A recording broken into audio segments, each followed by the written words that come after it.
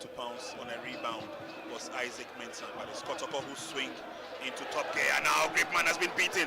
Mukwala is challenged, and it is straight to the spot for a penalty.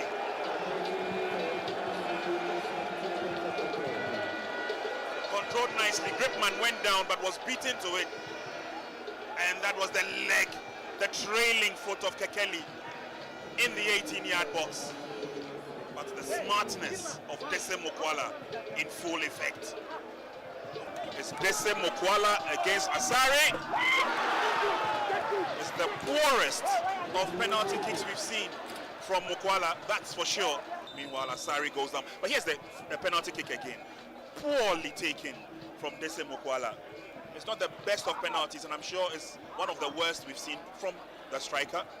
Straight into the waiting arms of Benjamin Asare.